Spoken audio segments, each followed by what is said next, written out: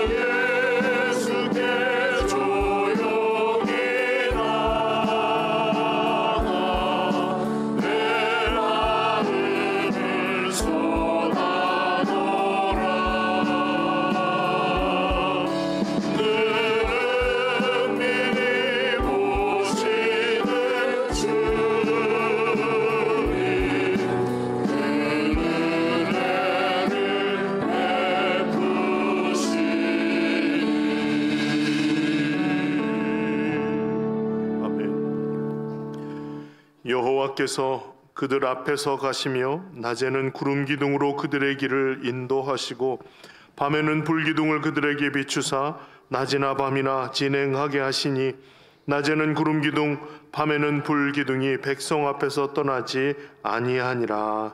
아멘.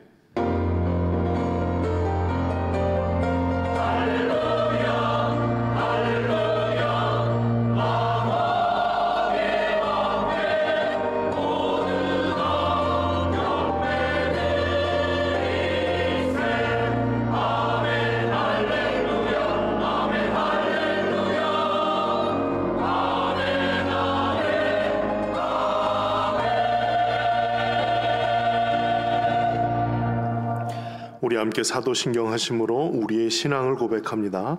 전능하사 천지를 만드신 하나님 아버지를 내가 믿사오며 그 외아들 우리 주 예수 그리스도를 믿사오니 이는 성령으로 잉태하사 동정녀 마리아에게 나시고 본디오 빌라도에게 고난을 받으사 십자가에 못 박혀 죽으시고 장사한 지 사흘 만에 죽은 자 가운데서 다시 살아나시며 하늘에 오르사 전능하신 하나님 우편에 앉아 계시다가 저리로서 산 자와 죽은 자를 심판하러 오시리라. 성령을 믿사오며 거룩한 공회와 성도가 서로 교통하는 것과 죄를 사하여 주시는 것과 몸이 다시 사는 것과 영원히 사는 것을 믿사옵나이다. 아멘. 자리에 앉으셔서 찬송가 290장을 찬송하겠습니다.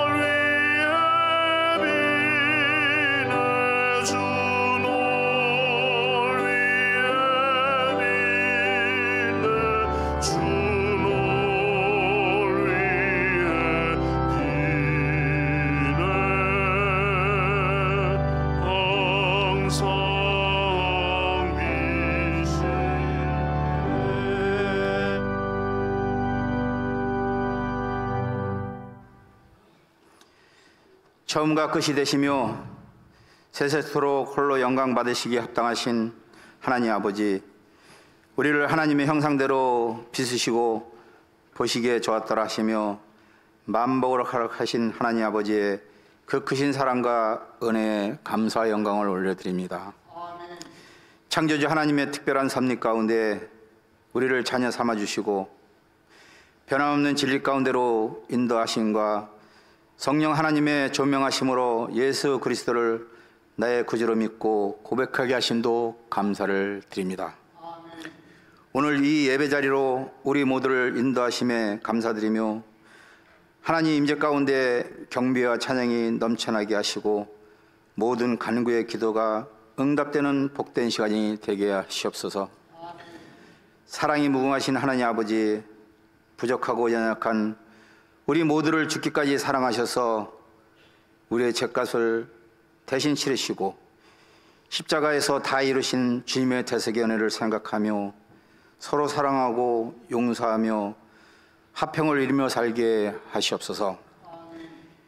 예수님께서 걸으셨던 그 희생의 길을 감히 우리는 걸어갈 수 없지만 가르치신 대로 더 낮은 곳에서 겸손한 마음으로 자기보다 남을 낮게 여기고 서로 사랑하며 섬기게 하시옵소서.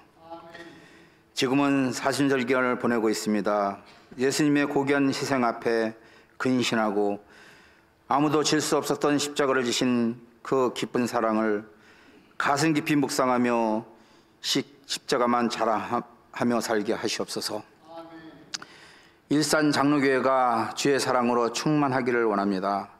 오직 복음만을 가지고 맡겨진 영혼을 살리며 우리 교회가 수많은 교회 가운데 장작교회로 하나님께 칭찬받는 교회가 되게 하시옵소서. 예수님의 뜻을 본받아 말씀을 나누고 가르치며 복음을 전파하고 전도하며 병든 몸과 마음을 치유하고 위로하는 교회가 되기를 원합니다. 하나님께서 기뻐 받으시는 모든 예배가 회복되고 성경 연구원, 성경 읽어진에 말씀 묵상 등을 통해 하나님 말씀이 왕성한 교회가 되게 하시고 셀과 전도회, 동호회 등 모임을 통해 교제가 일어나고 많은 이름의 기도회를 통해 성령 충만하게 하시옵소서. 다음 세대를 세우는 데 힘쓰는 교회가 되게 하시옵소서. 하나님의 지상 명령인 땅까지 이루어 내 증인이 되라 하신 말씀에 순종하여 모든 성도가 마음을 모아 직간접적으로 선교에 힘쓰게 하시옵소서. 가는 선교로 사역 현장에서 수고하시는 김대현 선교사님과 장난숙 선교사님, 이주민 선교를 위해 세우신 지무선 선교사님의 귀한 사역에 하나님께서 늘 함께하여 주시옵소서. 이렇게 크고 아름다운 교회를 허락하셨는데 아직도 빈자리가 많아 마음이 아픕니다. 코로나 이후 잃어버린 영혼을 찾고 복음을 듣지 못한 이웃을 초대하는 태신자 전도 축제가 있습니다. 모든 성도들이 관심과 기도로 동참하게 하시고 이를 통해 새 생명을 많이 보내주셔서 빈자리가 채워질 수 있도록 은혜를 베풀어 주시옵소서. 목사님을 통해서 하나님의 귀하신 생명의 말씀을 받습니다. 듣고 전하는 자에게 복이 임하게 하시고 여러 가지 유익이 있는 시간이 되게 하시옵소서. 하나님께서 특별히 목사님에게 권능을 부어주시고 늘 영육간의 건강도 지켜주시옵소서. 홀로 찬양 받으시기 합당하신 하나님 아버지, 할렐루야 찬양대에 준비된 찬양을 정성을 다해 올려드립니다. 기쁘게 받으시고 은혜를 내려 주시옵소서. 은혜로운 예배를 위해 보이지 않는 곳에서 섬기시는 모든 손길도 기억하시고 축복 내려 주시옵소서. 이 모든 기도를 우리를 거듭나게 하사 산 소망이 있게 하신 예수 그리스도의 이름으로 기도드렸습니다. 아멘.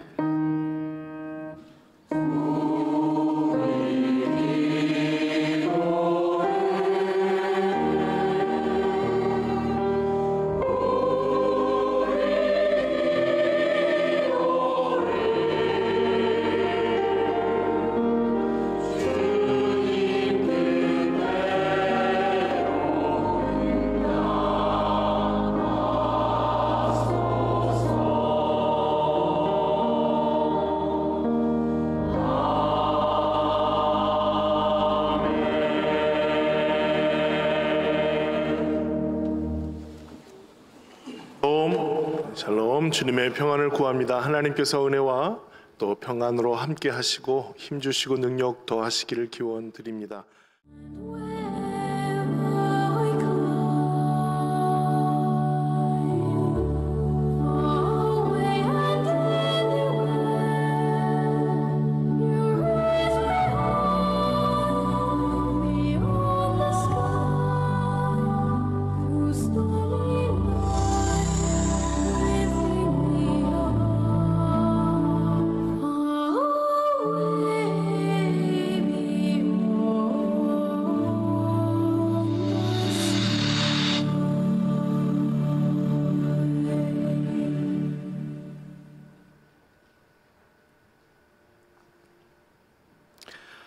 네, 방금 시청하신 광고는 6번째에 있는 새 생명 전도 및 잃은 영혼 찾기를 위한 태신자 초청 주일 안내였습니다. 안내해드린 삽지된 내용들이 있습니다. 그 내용들을 보시면 상황들을 여러분들께서 파악하실 수 있도록 안내를 자세하게 일러드렸습니다. 특별히 4월 14일 초청 주일에는요, 우리가 그동안 품고 기도해야 할 영혼들을 품고 기도하는 일들로부터 시작하려고 합니다.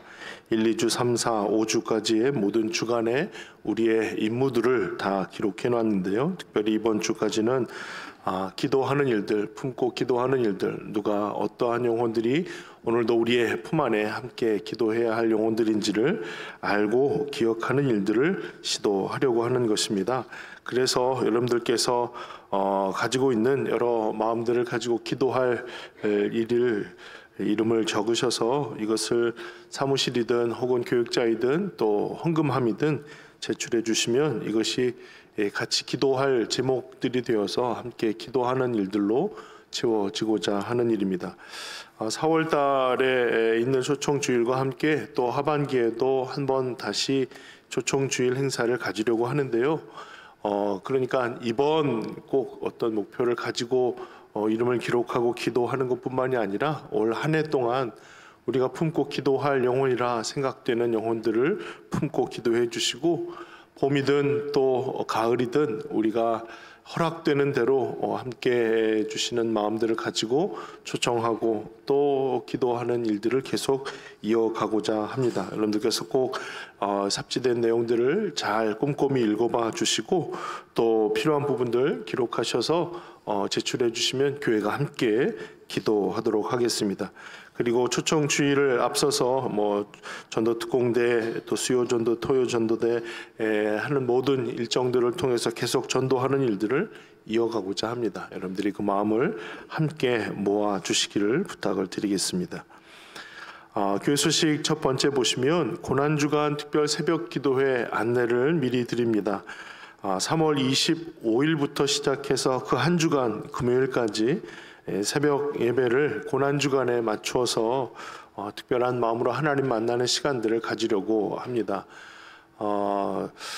올해는 3월 31일이 부활주일이고요. 그 전까지의 주간이 고난주간입니다. 3월 안에 다 들어가 있습니다. 그렇기 때문에 우리가 기도하는 일들, 마음 모아서 출발하는 모든 과정들이 어떻게 보면 우리가 한 해를 시작하는 요 시작점에 다 몰려 있다라고 볼 수가 있습니다. 아무쪼록 올 한 해를 보낼 때에 가졌던 마음들, 기도하였던 제목들을 온전히 이루고 또 주시는 하나님의 뜻대로 순종하며 나아갈 수 있기를 위해서 특별한 마음으로 주님 앞에 나오는 일들을 위해서 준비해 주시기를 바랍니다. 그래서 새벽 기도가 꽤 어려우신 분들이 많으시죠?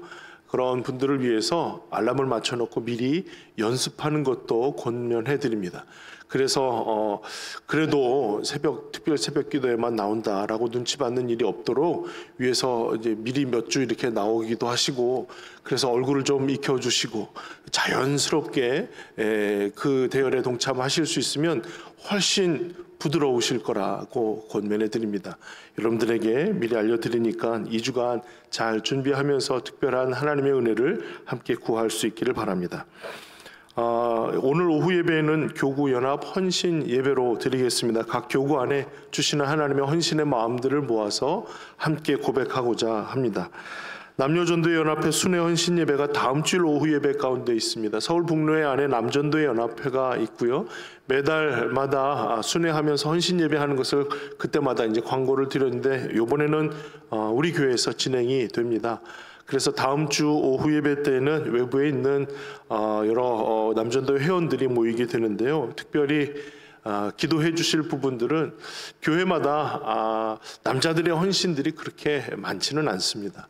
그런데 그런 특별한 헌신의 마음을 가지고 이리저리 교회를 옮기면서 순회하는 그런 모임들을 통해서 교회가 남성들이 조금 더 깨어서 기도하고 또 앞서서 일하는 모습들이 세워질 수 있는 좋은 기회라고 여겨집니다. 위에서 기도해 주시기를 부탁을 드립니다. 세례 입교 학습자 교육이 오늘부터 시작이 됩니다. 다음 주까지 신청하신 분들은 또 신청하실 분들은 꼭 일정을 기억하셔서 교육에 참여해 주시고 남은 여러 일정들을 참고하셔서 꼭 참여해 주시기를 바랍니다. 이번 주간에도 대신방이 계속 이어집니다. 위에서 기억하고 기도로 준비해 주시고 은혜 받는 신방 되도록 기도해 주시기를 바랍니다. 성경대학이 성경지리 구약반은 이번 주부터 매주 목요일 오후 8시까지 14주간 진행이 되고요. 박순호 목사님께서 담당하셔서 인터넷 화상 강의로 진행이 됩니다. 신명기반은 4월 4일 목요일부터 8주간 진행이 되고요. 오전 10시에 오길 목사님께서 인도하셔서 교육관 4층 새가족부실에서 모임을 갖습니다. 특별히 이 귀한 또 성경을 연구하는 일에 마음을 함께 기울여 주시기를 부탁을 드립니다. 전도연합회 구성 임시총회가 이번 오늘 예배 3부 예배 후에 지하 1층 다윗홀에서 오후 1시 10분 정도 되는데요. 남녀 전도 회장, 부회장, 총무께서는 꼭 기억하고 참석해 주시기를 부탁을 드립니다.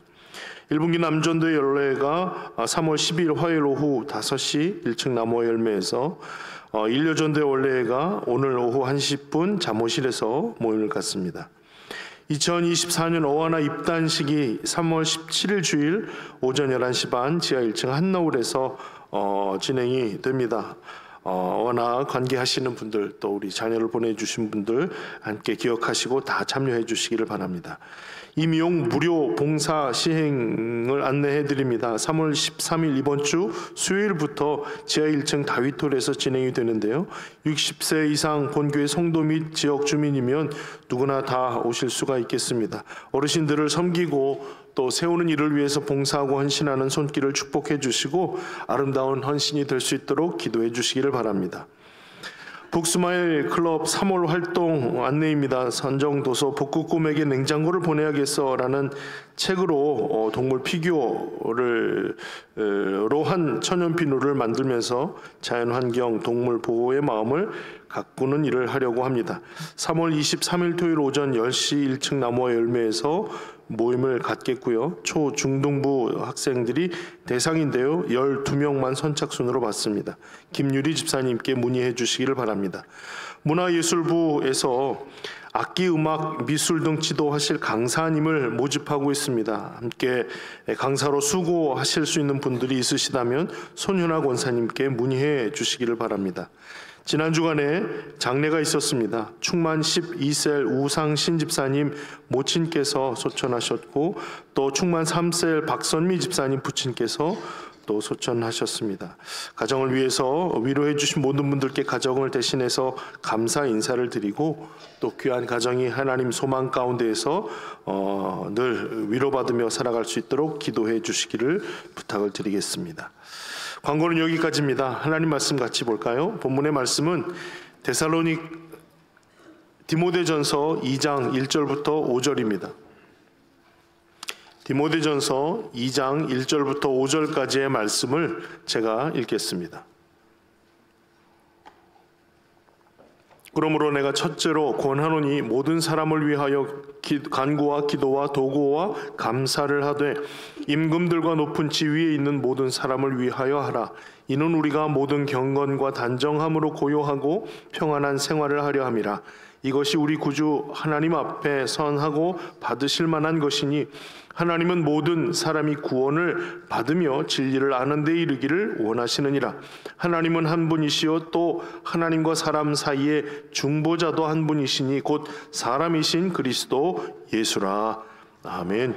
시간 할렐루야 성가대 하나님 앞에 귀한 찬양으로 영광 올리시겠습니다.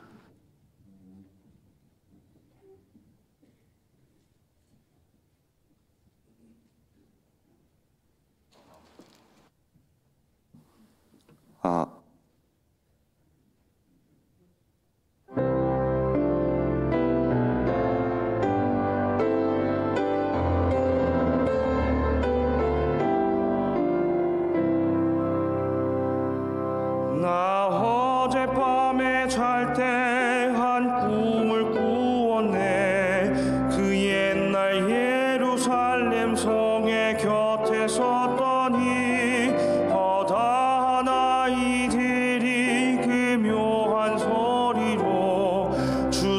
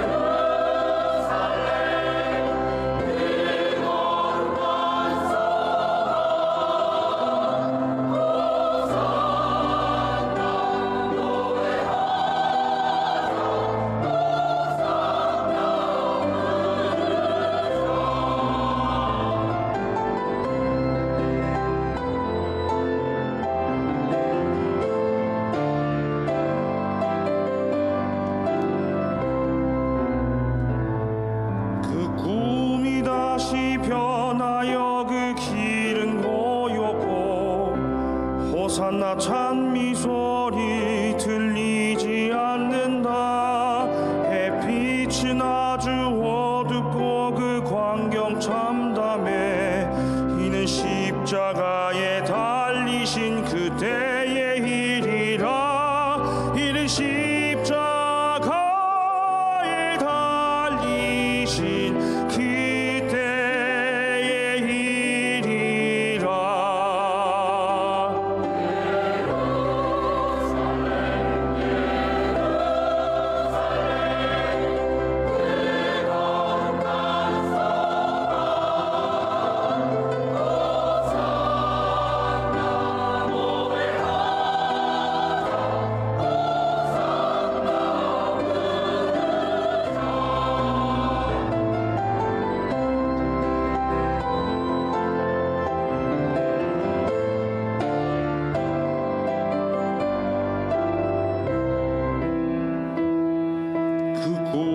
다시 변하여 이 세상 나가고 그 땅을 내가 보니 그 유리 바다와 그 후에 환한 영광이 다 창에 비치니 그 성에 들어가는 자 참 영광이로다.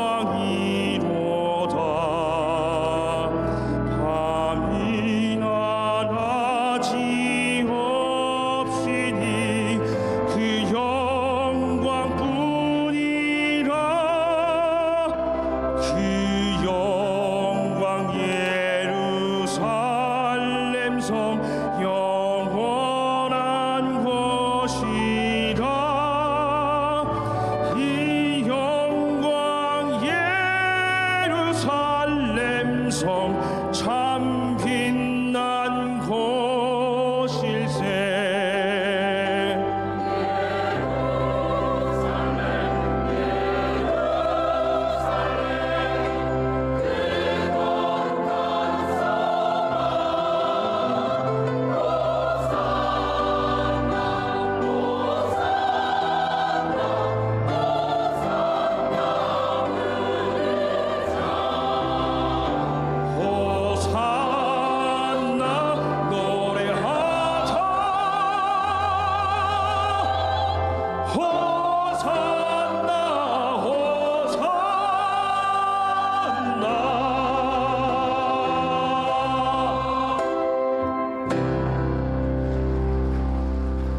할렐루야, 아멘. 하나님께 영광 올립니다. 귀한 찬양 감사합니다. 기도하겠습니다. 하나님 아버지 감사합니다. 우리의 모든 삶을 주께 맡겨드리고 의지하여 기도할 때에 허락하신 하나님의 은혜에 대하여 감사하고 기쁨으로 소망하는 나라의 일들을 기대하며 주의 도우심을 간구합니다. 의지하여 나가며 고백한 귀한 고백이 우리의 삶의 소망이 되게 하여 주시고 믿음 가지고 그 길 걸어갈 수 있도록 역사하여 주시옵소서. 주시는 귀한 은혜와 사랑 감사 찬송 영광 올려드리며 거룩하신 예수 그리스도 이름으로 기도하였습니다. 아멘. 아멘. 오늘 우리는 웨스트민스터 신앙 고백서 제8장 중보자이신 그리스도에 대해서 살펴보겠습니다. 사실 이 내용은 우리가 앞서 다루었던 삼위일체나 작정에 대한 내용과 많이 겹쳐 있기도 하지만 독특하게 그리스도의 시각에서 삼위일체, 독특하게 그리스도의 시각에서 그리스도의 작정을 우리가 살펴보는 기회가 되기에 특별한 의미가 될 것입니다. 그리스도께서 무엇을 어떻게 이루시고 우리에게 어떤 은혜를 더하셨는지, 특별히 이 사순절을 보내고 있는 시점에서 우리가 이 주제를 함께 살펴볼 수 있게 된 것이 참 적절한 일이라고 보여집니다. 먼저 우리가 살펴볼 일들은 예수 그리스도에 대한 이야기입니다. 삼위일체 할 때 우리가 살펴보았는데요, 하나님은 한 분이시고 각 삼위가 있다. 근데 그 삼위가 서로 다 동일하시다는 사실을 우리가 고백 가운데에서 함께 나누었습니다. 본질이 같고 특히 하나님과 성부와 성자 간에는 성부와 한 본체이시고 본질이 같다는 사실을 함께 나누었습니다. AD 325년에 개최된 니케아 종교회의에서 이 삼위일체에 대한 보다 분명한 고백을 내놓게 되었는데요.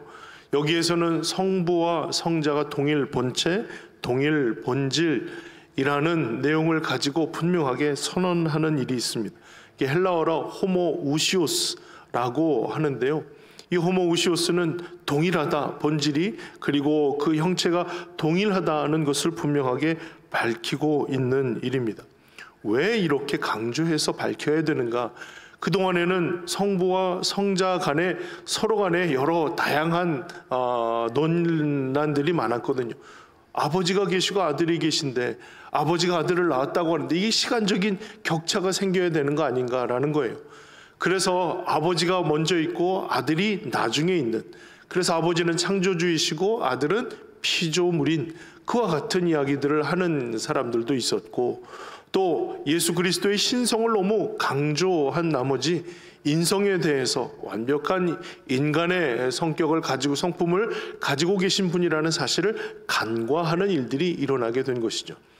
그러니까 이 모든 과정들을 통해서 하나님과 또 성부와 성자는 다 성품이 같다, 본질이 같다라고 하는 호모우시오스를 강조하게 된 것이었습니다.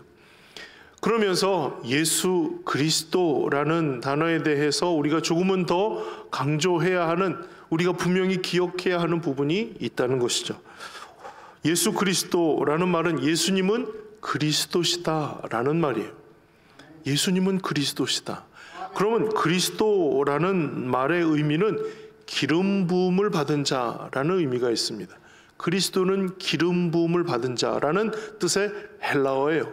헬라어로 기름 부음을 받은 자를 그리스도라고 칭합니다. 히브리어로 기름 부음을 받은 자라는 단어는 메시아입니다.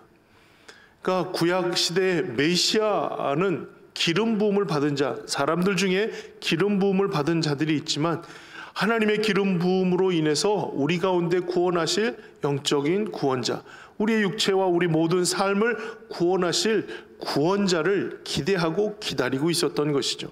근데 그분을 예수님, 당신이 그리스도십니다 라고 고백하는 것은 너무나 어마어마한 고백이 되는 거예요. 때로는 그 고백이 흘러가서 누군가의 귀에 들어가면 이거 신성 모독이다 라고 잡혀 들어갈 수 있는 일이기도 하고, 때로는 너희가 이 잘못된 한 사람에게 그리스도라 칭함으로 인해서 우리의 모든 기대하고 대망하였던 바를 잘못 호도하고 있는 것이라 돌맞을 수도 있는 일이거든요.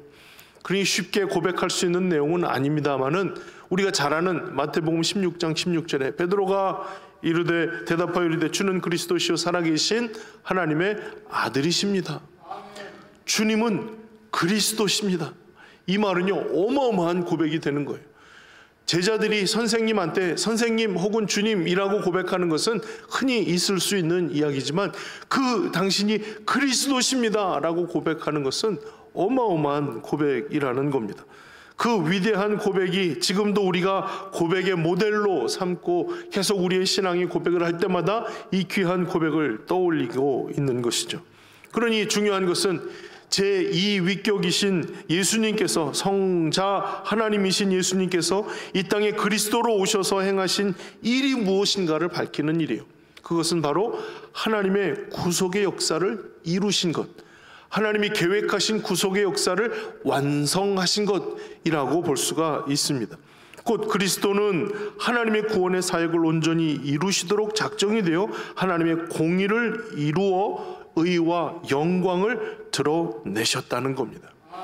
그러니까 예수님께서 이 땅에 오셔서 행하신 일들은 하나님의 의를 이루는 것, 하나님의 공의를 드러내는 것, 하나님의 영광을 드러내는 사역이라는 거예요. 오늘 빌립보서 2장 6절의 말씀에 그는 근본 하나님의 본체시나 하나님과 동등됨을 취할 것으로 여기지 아니하시고 오히려 자기를 비워 종의 형체를 가지사 사람들과 같이 되셨고 사람의 모양으로 나타나사 자기를 낮추시고 죽기까지 복종하셨으니 곧 십자가에 죽으심이라. 하나님과 동일한 본체이시라는 사실을 분명하게 말씀하고 있는데요. 하나님께서 어떻게 우리에게 중보자 그리스도로 이 땅에 오셔서 그 사역을 감당하시는가? 그것은 바로 낮아지심을 실천하였기 때문에 가능한 일이라는 거예요. 그 보좌를 버리시고 하나님과 동등됨으로 취할 것을 여기지 아니하시고 자기를 비워 종의 형체를 가지셔서 사람들을 위해 직접 스스로가 종이 되어서 그 종의 모습으로 이 땅에 오셨고, 그리고 자기를 낮추셨고 죽기까지 복종하셨어요. 그 복종하신, 죽기까지 복종하신 사건이 바로 십자가 사건이었습니다. 그리스도로 오신 예수께서 구원의 사역을, 하나님의 구속의 역사를 이루시기 위해 복종하셨는데요, 그 복종의 결과로 낮아지심을 실천하셨다는 겁니다. 빌립보서에는 십자가의 죽으심이라까지만 나와 있지만 우리가 늘 예배 때마다 고백하는 사도신경 신앙 고백의 다른 번역을 된 것을 보면 장사되시어 지옥에 내려가신 지 3일 만에 라고 고백하는 그런 신앙 고백도 있어요. 그러니까 장사되시어 지옥에 내려가신 지 3일 만에 어디까지 낮아지셨는가? 바로 음부에 내려가는 것까지 마다하지 아니하시고 순종함으로 내려가셨다는 겁니다. 이것이 이 땅에 오셔서 그리스도의 삶을 사신 일들이에요. 그 일들을 위해서 예수님께서 이 땅에 오셨고 그 일을 온전히 이루셨다는 겁니다. 그러니 중보자로 이 땅에 오셨다, 그리스도께서 이 땅에 오셨다라고 하는 사실은 우리의 죄를 해결하시기 위한 하나님의 구속의 역사와 밀접하게 관계가 있다는 거예요. 그러니까 중보자의 사역의 주된 사역은 우리를 구원하고자 하시는 하나님의 구속의 역사와 밀접하게 관계 있다는 거예요. 근데 그 일을 온전히 이루셨다는 것이죠. 시작점은 창세 전이라 우리의 시간으로는 가늠할 수 없어요. 그러나 왜 오셨는지, 무엇 때문에 오셨는지는 분명히 알 수가 있습니다. 그것은 하나님과 사람 사이에 나뉘어진, 또 막혀진 벽들 때문입니다. 도저히 하나님께로 나아갈 수 없는 사람들을 하나님께로 나아갈 수 있도록 길을 여신 것, 이것이 하나님의 구속의 계획이고 예수님께서 그것을 이루셨다는 거예요. 하나님이시지만 완벽한 사람이신 예수님께서 죄가 없으신데 죄책을 갖지 않으신 분이 구약에서 보이신 죄사함의 방법대로 제물이 되셨어요. 흠없는 어린 양 제물이 되셔서 단번에 영원한 죽음을 통해서 하나님 택하신 이들의 생명의 대속물로 죽으신 것, 이것이 바로 예수께서 그리스도이셔서 이 땅 가운데 오셔서 행하신 하나님의 일들이고 이 땅에 오신 목적이라는 겁니다. 요한일서 4장 10절에 사랑은 여기 있으니 우리가 하나님을 사랑한 것이 아니요 하나님이 우리를 사랑하사 우리 죄를 속하기 위하여 화목제물로 그 아들을 보내셨습니다. 그러니까 하나님이 계획하신 일이었어요. 구속의 계획을 하나님이 하시고 그 계획 가운데 성자이신 예수 그리스도를 보내신 거예요. 성자이신 예수 그리스도를 화목제물로 이 땅에 보내셨다는 것이 요한일서 4장 10절의 말씀이에요. 요한복음 6장 38에서 40절에 보시면 내가 하늘에서 내려온 것은 내 뜻을 행하려 함이 아니요 나를 보내신 이의 뜻을 행하려 함이니라. 나를 보내신 이의 뜻은 내게 주신 자 중에 내가 하나도 잃어버리지 아니하고 마지막 날에 다시 살리는 이것이니라. 내 아버지의 뜻은 아들을 보고 믿는 자마다 영생을 얻는 이것이니 마지막 날에 내가 이를 다시 살리리라 하시니라. 아멘. 하나님이 보내셨는데 보내신 이의 뜻이 어디 있는가? 내게 주신 영혼 한 영혼도 잃어버리지 않는 것이라, 마지막 날에 내가 그를 다시 살리는 것이라 강조하고 있어요. 그 예수님이 보냄을 받아 이 땅에 오셔서 중보자로 하신 일들이 가장 중요한 역할이 무엇이냐? 생명 살리는 일이었어요. 하나님 보내신 영혼 생명 살리는 일이에요. 그래서 이 말씀을 통해서 분명하게 확인이 되는 것, 하나님이 이 땅을 사랑하셔서 독생자를 보내셨고 누구든지 이를 믿는 자마다 멸망하지 않고 영생을 얻게 되는 것을 우리가 확실하게 알 수 있습니다. 이것이 하나님이 구속의 역사를 통해 계획하신 바였고 예수 그리스도께서 이 땅에 오셔서 그 일을 온전히 이루셨다라고 하는 거예요. 마지막 날에 그를 살리리라 하셨으니까 여전히 그 사역은 이어지고 있는 것을 보게 됩니다. 그 귀한 예수 그리스도의 중보자 사역은 단지 중간에서 우리의 이야기를 하나님께 아뢰고 하나님의 이야기를 우리에게 전달하고 그런 중간자의 역할뿐만이 아니라 직접 제물이 되셔서 화목제물로 이 땅 가운데 해결해야 할 죄의 문제를 해결하시는 것, 이것이 중보자의 역할이라는 거예요. 자, 그렇다면 직접적으로 중보자를 좀 더 생각해 봅시다. 중보자이신 예수 그리스도. 성경에 예수님을 중보자로 직접적으로 언급한 구절은 오늘 우리가 읽었던 디모데전서 2장 5절의 말씀에 있어요. 하나님은 한 분이시요 또 하나님과 사람 사이의 중보자도 한 분이시니 곧 사람이신 그리스도 예수라. 그가 모든 사람을 위하여 자기를 대속물로 주셨으니 기약이 이르러 주신 증거니라. 아멘. 하나님이 한 분이시고 하나님과 사람 사이의 중보자도 한 분이신데 그가 바로 그리스도 예수시라는 거예요. 바울은 중보자가 오직 그리스도 예수뿐이라고 고백합니다. 예수님께서 하나님과 사람 사이의 중보자가 되셨어요. 그리고 직접 대속물로 자기를 내어주셨다고 했으니 이 중보자로서의 책무는 너무나도 무겁고 힘겨운 일들이었어요. 그렇다면 원초적인 질문, 중보자가 도대체 왜 필요한 겁니까? 아마 하나님과 우리 사이에 문제가 없었으면 중보자도 필요 없었을 거예요. 그러나 죄로 인해서 하나님과 우리 사이가 갈라지게 되었어요. 도저히 사람의 자율적인 마음으로는 하나님께 나아갈 수가 없어요. 하나님을 뵐 수도 없고 또 하나님께 나아가고자 하는 열심이 무의미해지는 삶을 반복하고 있다는 겁니다. 죄로 인해 가까이 나아갈 수 없는 존재는 율법의 요구를 충족함으로 구원이 보장되는데요, 아무도 그와 같은 충족할 수 있는 사람이 이 땅에 존재하지 않는다는 거예요. 그래서 화해를 중재할 중보자를 하나님이 세우신 것입니다. 히브리서 9장 15절에 이로 말미암아 그는 언약의 새 중보자이시니 이는 첫 언약 때에 범한 죄에서 속량하시려고 죽으사 부르심을 입은 자로 하여금 영원한 기업의 약속을 얻게 하려 하심이라. 아멘. 처음 첫 언약 때에 죄를 범했어요. 그게 실패했어요. 그런데 이것을 죄에서 속량하시려고 그 값을 치러주시기 위해서 직접 죽으셨어요.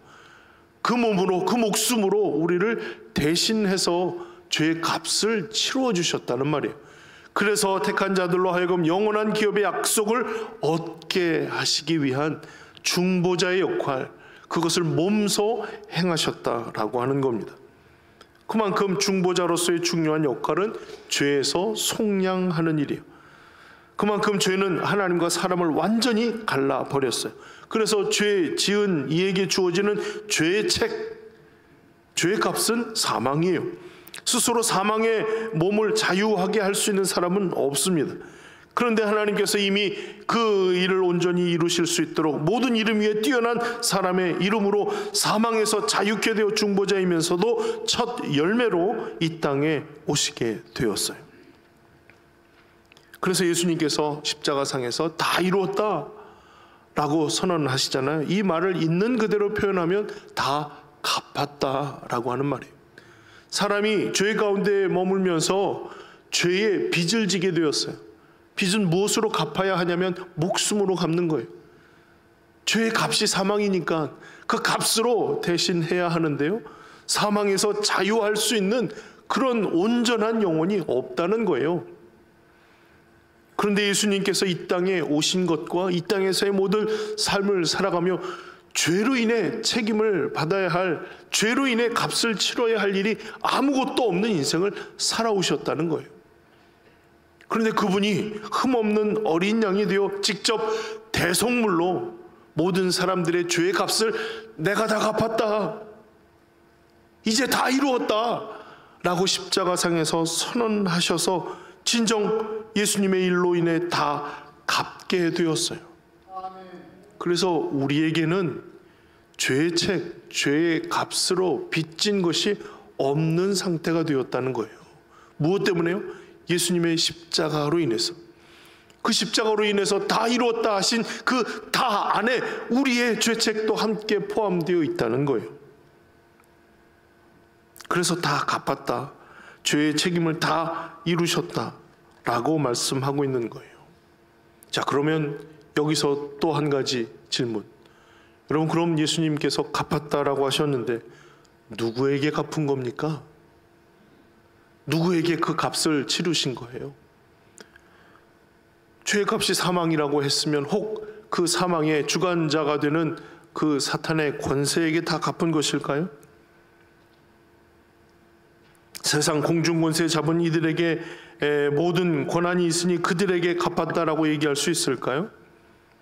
물론 그렇게도 생각이 됩니다. 왜냐하면 우리는 죄로 인해서 사망의 노예가 되고 그의 지배 아래 있게 되었기 때문이죠. 그러니까 다 갚았다라고 했을 때 그 주관자들에게 다 갚았다라고 선언하신 것이 아닐까라고 생각할 수 있지만 그렇지 않습니다. 그렇지 않습니다. 결코 우리의 죄는 사탄에게 갚지 않아요. 그 말은 사탄이 우리의 죄에 대한 권세 있는 권세자들이, 권한자들이, 주관자들이 아니라는 겁니다. 한 영혼, 하나님의 허락 없이는 아무것도 행할 수 없는 게 사단의 존재입니다. 우리가 욥기를 통해서 충분히 알 수 있잖아요. 예수님이 시험 받으실 때에 세 가지의 시험 중에서 다 이기셨지만 그 한 가지 시험, 세상을 보여주고 예수님께 이렇게 말합니다. 나에게 절하라. 그러면 이 세상을 다 주겠다는 거예요. 그런데 예수님이 그 시험을 이기셨다고 했잖아요. 이기셨는데 어떻게 이기신 거예요? 절하지 않으셨어요. 절하지 않고 말씀으로 이기셨는데요, 그 말씀에는 하나님만 경배하라는 겁니다. 근데 이게 어떻게 이긴 게 되는 거예요? 혹시 그 절하라고 하는 걸 회피한 게 아니라 이겼다라고 되어 있으니까 도대체 어떻게 해서 이긴 겁니까? 라고 질문이 혹시 안 드셨나요? 저만 이상했나요? 여러분, 분명하게 예수님께서 절하지 않으셨어요. 근데 왜 이긴 것이라고 얘기할 수 있는가 하는 것은 사단이 처음부터 스스로가 권한자인 것처럼, 주관자인 것처럼 세상에 대해서 떠들었다는 거예요. 마치 자신이 모든 권세를 가지고 있는 양, 절하면 쉽게 세상을 얻을 수 있게 해주겠다는 거예요. 자신에게 권세가 있는 것처럼 미혹하고 호도하였다는 거예요. 예수님께서 뭐라고 하세요? 하나님만 경배하라. 네가 주관자가 아니야. 이 모든 세상의 주관자는 하나님이시다. 그분을 경배해야 된다 라고 말한 거예요. 그 미혹되지 않았어요. 그 호도하는 일에 마음을 빼앗기지 않았기에 이겼다라고 말씀하고 있는 것이거든요. 사랑하는 성도 여러분, 죄의 값을 누구에게 갚아요? 사단에게요? 그렇지 않아요. 모든 생명의 주관자이신 하나님께 갚은 거예요. 그 값을 드린 거예요. 죄의 값은 사망이라 정하신 하나님, 심판하실 하나님, 그 죄를 물으시는 하나님, 죄의 값을 요구하시는 하나님, 그 하나님께 갚으신 거예요. 왜냐하면 우리에게는 빚이 있거든요. 죄로 인해 죽음의 빚이 있어요. 그런데 그 빚을 흠없는 어린 양 대속물이 되어 화목제물로 나아가신 그 주님께서 대신 치루어 주셨어요. 그 속량이라고 합니다. 대신 값을 치루어 주셨어요. 내가 갚아야 할 거 예수님이 대신 그 목숨으로 갚아 주셨어요. 단번에 영원한 제물이 되셨어요. 그 덕에 우리가 가지고 있는 죄의 모든 빚을 청산하게 된 거예요. 그러니 사랑하는 성도 여러분, 우리의 신분이 죄인에서 의인으로 바뀌어지는 일에 우리가 한 일이 뭐가 있어요?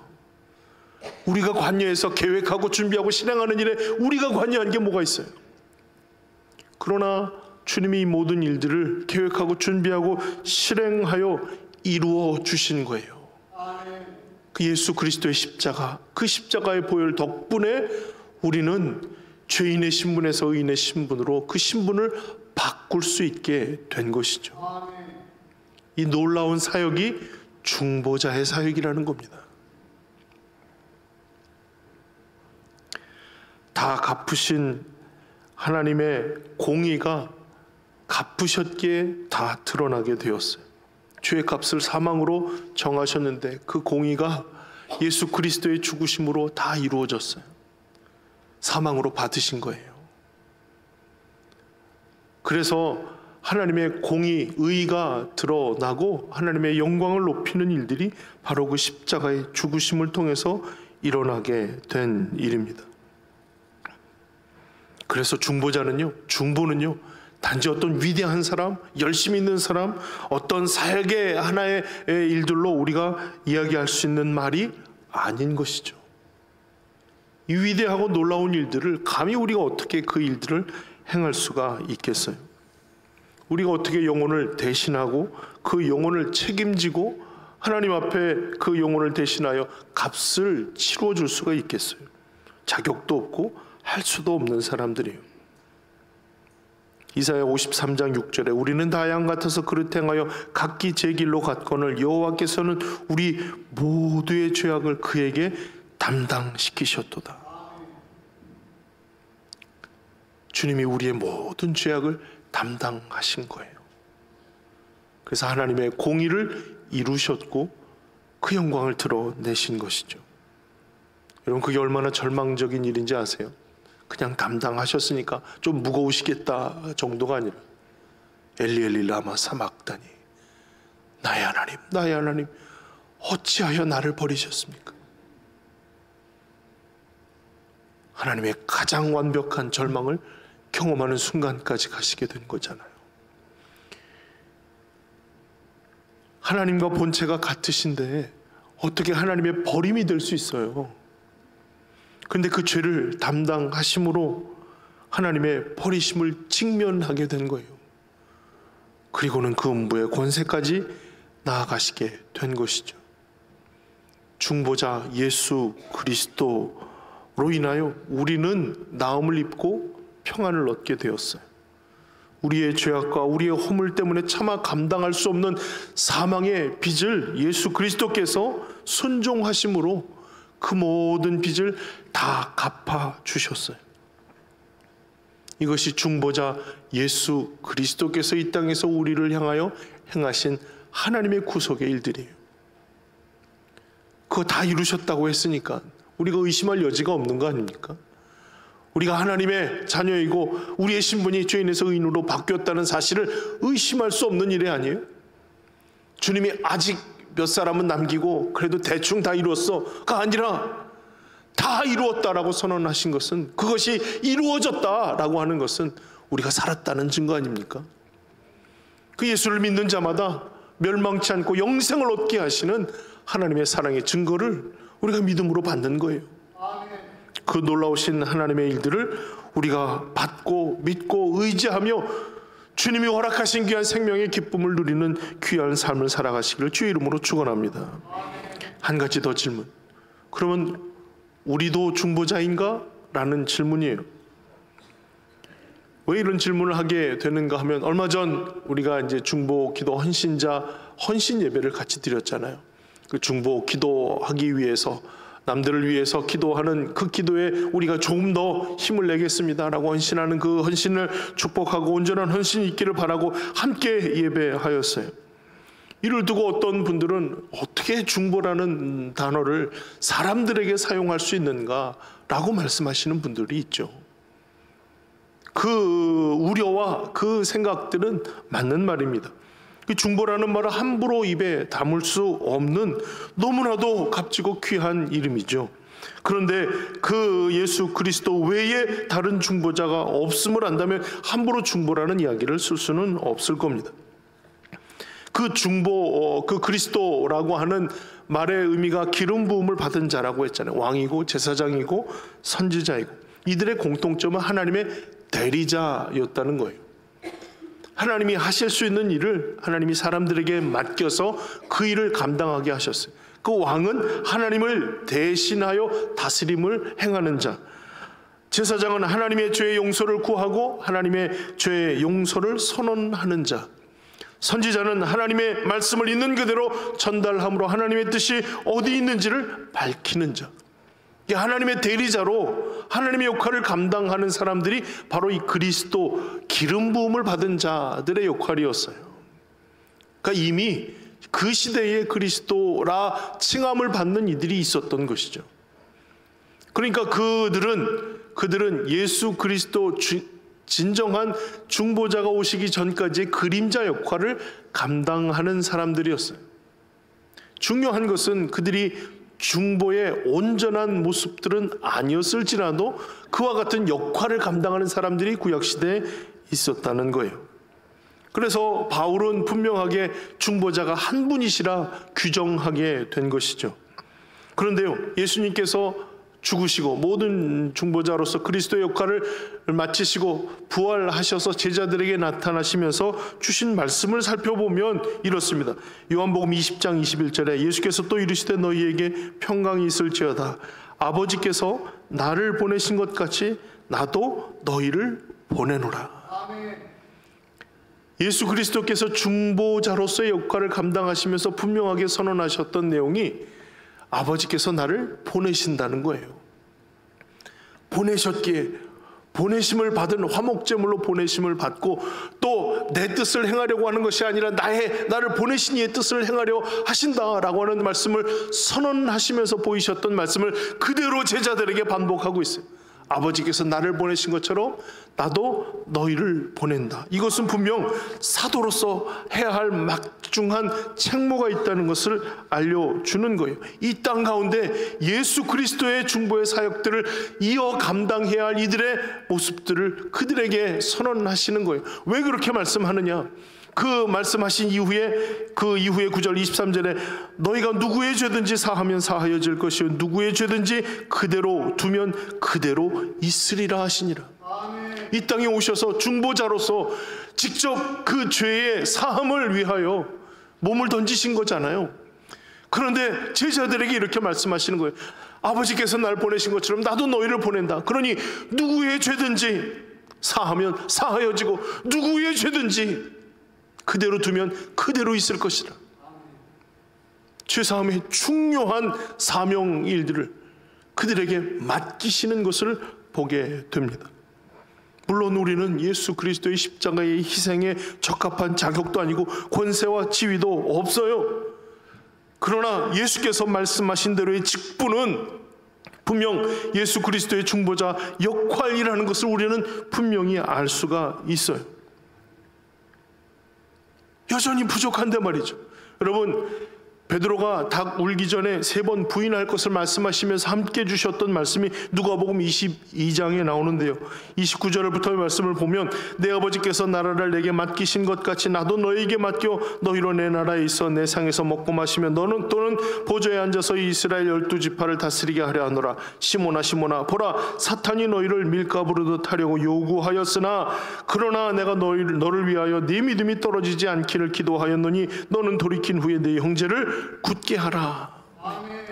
제자들끼리 막 싸우고 다투고 있어요. 누가 크냐 네가 크냐 내가 크냐. 이 모든 질문을 통해서 닭 울기 전 3번 부인할 것에 대한 말씀을 하시면서 또 넘어질 것을 아시면서 그에게 하나님의 나라를 맡기는 일들과 함께 시몬 베드로를 향하여 이렇게 말씀하시는 거죠. 시몬아 시몬아 보라 사탄이 너희를 밀가부르듯 하기 위해 요구하였으나 그 요구대로 되어지지 아니하도록 예수님께서 뭘 하셨냐면 내가 내 믿음이 떨어지지 않기를 위해 기도하였다는 겁니다. 그러니 돌이킨 이후에 뭘 하냐면 내 형제를 굳게 하라는 거예요. 또 실패할 거예요. 베드로는 또 넘어지고 말씀하신 대로 부인하고 도망가고 다시 돌아가고 그런 모습들이 계속 반복될 거예요. 그러면서 네가 어떻게 그 일들을 해? 네가 그러고도 사도야? 네가 그러고도 제자야? 네가 그러고 무슨 권세를 가지고 무슨 일을 행하려고 해? 밀가부르듯 너를 요구하지만 믿음이 떨어지지 않기를 위해 예수님께서 기도하시겠다는 거예요. 기도하였고 또 기도하실 것이라는 거예요. 그러니 돌이킨 이후에 행할 일들은 계속 맡기신 형제를 굳게 세우는 일들이에요. 부족하지만 맡기셨어요. 연약하지만 부르셨어요. 여전히 넘어지지만 보내심을 이어가는 거예요. 계속해서 믿음이 약해지지 않기를, 떨어지지 않기를 구하면서 말이죠. 사랑하는 성도 여러분, 물론 예수 그리스도는 유일한 중보자이십니다. 중보자로 기도하는 중보, 기도의 원천이고, 그 기도를 우리가 어떻게 행한다라고 감히 말씀드릴 수 있는 것은 결코 아닙니다. 하지만 중요한 것은 하나님이 계속해서 내 형제를 굳게 해야 할 하나님의 일들을 우리에게 맡기시는 거예요. 예수님이 우리를 보내셔서 말이죠. 어거스틴이 회심하기 전 그의 어머니 모니카가 눈물로 기도하는 일들을 멈추지 않아요. 여러분, 그래도 기도하다 지칠 때가 많잖아요. 기도하다가 아무리 눈물로 기도하지만 눈물밖에는 남지 않을, 그래서 이 기도를 괜히 하는 것 아닌가 라고 생각되어질 정도로 그 기도가 지칠 때가 있잖아요. 그런데 지금으로 따지면 교회 담임 목사 격인 암브로시우스라는 분이 계세요. 그분에게 이 지친 마음을 고백하게 됩니다. 그러니 암브로시우스가 이 지친 모니카에게 이와 같이 위로합니다. 모니카, 이처럼 많은 눈물의 자식을 설마 잃어버릴 리가 있겠습니까? 많은 눈물을 흘려 기도한 이 자식이 설마 잃어버릴 리가 있겠습니까? 이 말이 지금은 눈물의 자식은 망하지 않는다, 기도의 자식은 망하지 않는다 라는 말로 바뀌어서 많은 사람들에게 회자되고 있습니다. 물론 우리의 기도가 하나님의 선택과 유기를 바꿀 수는 없습니다. 우리가 뭐기에 우리의 기도가 그만큼의 능력을 갖습니까? 그럴 수 없습니다. 그것은 우리가 이룰 수 있는 일이 아니고 우리가 기도할 바가 아닙니다. 그러나 눈물의 기도가 하나님이 이미 작정하신 사람들을 온전히 바꾸는 데 필요한 도구로는 쓰일 수 있지 않겠습니까? 라고 한다면 그것은 맞는 말입니다. 하나님이 때로는 누군가의 눈물의 기도를 통해서 하나님의 역사를 이룰 좋은 도구로 삼기도 합니다. 그래서 우리는 이 눈물의 기도를 포기할 수 없습니다. 눈물로 행하며 누군가를 위해 기도하는 일들을 포기할 수 없습니다. 하나님께서 여전히 우리를 보내시고 감당하도록 맡기신다면 우리는 그 눈물의 기도를 포기할 이유가 없는 것이죠. 그래서 사랑하는 성도 여러분, 여러분들에게 이렇게 권면해 드립니다. 그리스도께서 오늘 우리를 부르셔서 주님의 사역을 감당하도록 기도를 시킨다면, 하나님이 우리에게 허락하신 눈물을 흘려야 할 이유를 발견하신다면 그게 뭐든 마다하지 마시고 감당하시기를 바랍니다. 이것이 우리를 통해서 영혼 살리고자 하는 하나님의 계획이니 우리가 마다할 이유가 뭐가 있어요? 힘들다고 마다해요? 어렵다고 마다해요? 그럴 수 없잖아요. 하나님께서 나를 통해서 뭔가를 이루고자 하시는 하나님의 계획에 훌륭한 도구로 사용하신다면 뭐든 마다하지 마시고 감당하십시오. 내가 부족하다, 연약하다, 또 넘어졌다 주저하지 마십시오. 베드로에게 말씀하셨던 것처럼 내 믿음이 떨어지지 않기를 기도하였느니 돌이킨 이후에 내 형제를 굳게 하라 하시는 그 말씀에 합당한 모습으로 주님 앞에 그 은혜를 구하고 그 귀한 걸음을 이어갈 수 있기를 주의 이름으로 축원합니다. 아까 우리 불렀던 찬양이죠. 주 널 위해 비네, 주 널 위해 비네, 주 널 위해 비네, 항상 비르시네. 늘 비르시는, 구하시는 주님의 귀한 기도로 인해서 우리는 주님의 귀한 역할들을 감당할 힘을 얻습니다. 그러니 사랑하는 성도 여러분, 오늘도 우리는 중보자라고 얘기할 수는 없지만 그 역할들을 감당함으로 하나님께서 우리에게 행하신 놀라운 일들을 이와 같이 이루는데 귀히 쓰임이 되기를 주의 이름으로 축원합니다. 기도하겠습니다. 중보자이신 예수 그리스도께서 오늘도 날 위해 구하시는 모든 뜻대로 이루어지기를 사모하고 그 뜻이 이루어지는 현장에 서고 그 역할을 감당하는 주의 일꾼이 되어 살도록 힘 주시옵소서. 이 시간 그 마음 그 말씀 기억하며 함께 결단하며 기도하겠습니다. 거룩하신 주님, 오늘도 우리에게 하나님의 귀한 마음을 허락하여 주시고 기도하며 간구할 마음을 더하여 주시니 감사를 드립니다. 하나님 역사하시는 은혜, 믿음 주셔서 온전케 행하시는 하나님의 역사를 그 마음에 깊이 새기며 주님을 의지하게 하시고 믿음으로 말미암아 나아갈 귀한 걸음을 잃어버리지 않도록 주저하지 아니하도록 하나님 역사하여 주시옵소서. 우리가 주님을 의지하며 주님의 귀한 걸음을 걷고자 합니다. 비록 우리는 죄 많고 같은 자리에 넘어지고 연약하고 부족한 죄인입니다. 그러나 주께서 우리에게 행하신 하나님의 일들을 우리에게 맡기시고 끝까지 우리로 하여금 나아갈 수 있도록 일으켜 세워주시는 줄로 믿습니다. 그 자리에서 일어나 하나님께서 우리로 하여금 보내시고 부르신 자리에 서기를 주저하지 않게 하여 주옵소서. 하나님의 귀한 마음이 되어서 아버지 하나님께서 오늘도 구원의 역사를 이루기를 위하여 부르시고 보내신 자의 심정으로 하나님 앞에 서게 하여 주시고 나아갈 용기와 힘을 도와여 주시며 결코 굴하지 아니하고 주님의 역사를 부정함이 없도록 하나님 우리의 모든 삶을 지키시고 인도하시옵소서. 나아갈 힘과 용기를 도와여 주시고 그런 믿음의 고백을 향하여 하나님 앞에 나아갈 힘을 얻도록 축복하여 주시옵소서. 아버지 하나님 우리 모든 기도에 응답하시고 역사하시는 주님을 의지합니다. 주님을 바라볼 귀한 믿음의 성도들의 기도와 간구의 소리에 응답하여 주시고 하나님의 것을 온전히 채워주시며 나아갈 힘과 용기를 얻도록 인도하여 주시옵소서. 주님 감사를 드립니다.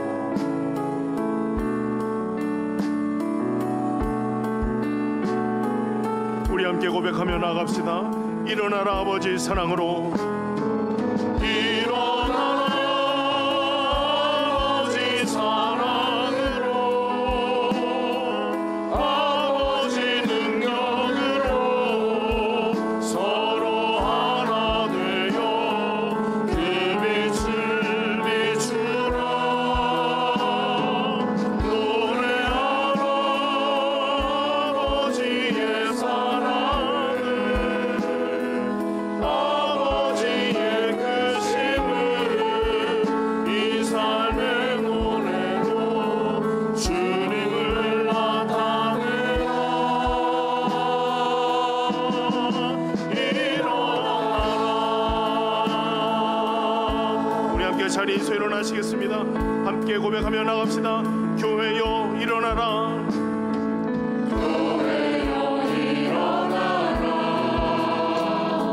주께서 부르시니 두려움과 실패 내려놓고 교회여 일어나라. 교회여 일어나라. 교회여 일어나라. 주께서 보내시니 우릴 부르신 삶의 자리에서 교회여 일어나라. 우린 세상의 빛,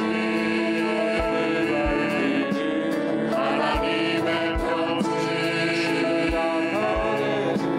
주의 교회를 통해 세상이 주를 보이라. 일어나라 아버지 사랑으로, 아버지 능력으로 서로 하나 되어 그 빛을 비추라. 노래하라 아버지의 사랑을, 아버지의 그 심을 이 삶의 노래로 주님을 나타내라. 일어나라 아버지 사랑으로, 아버지 능력으로 서로 하나 되어 그 빛을 비추라. 노래하라 아버지의 사랑을, 아버지의 그 심을 이 삶의 노래로 주님을 나타내라.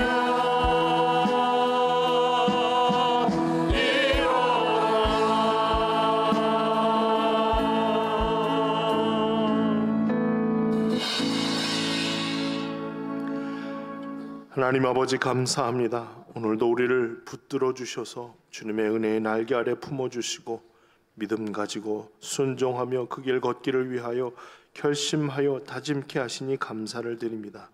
주님이 걸어가신 길을 통하여 우리에게 주신 생명의 기쁨과 감격을 잃지 않게 해 주시고 영원한 하나님의 나라 함께 살아갈 귀한 영혼들을 위하여 오늘도 넘어지고 부족하지만 내 형제를 굳게 세울 자리로 돌이켜 하나님 부르시고 보내신 자리에 서기를, 그 현장에서 주시는 하나님의 감격스러운 은혜 받기를 위하여 간절히 기도하오니 힘 주시고 용기 주시고 능력과 지혜를 덧입혀 주시옵소서. 하나님 주시는 귀한 은혜 감사함으로 예물 올려드리며 하나님의 귀한 삶을 결단합니다. 붙들어 주시고 받아주시고 온전한 삶, 하나님 기뻐하시는 믿음의 삶이 이어질 수 있도록 역사하여 주시옵소서. 지금은 우리 구주 예수 그리스도의 은혜와 하나님 아버지의 무한하신 사랑하심과 성령 하나님의 위로 교통 충만하신 역사하심이 오늘도 주님을 바라며 주의 길 걷기를 소망하여 다짐하는 사랑하는 주의 모든 성도들 심령 위에와 생업과 가정과 자녀와 꿈꾸게 하신 꿈과 비전 위에 이제로부터 영원토록 함께 있을지어다. 아멘.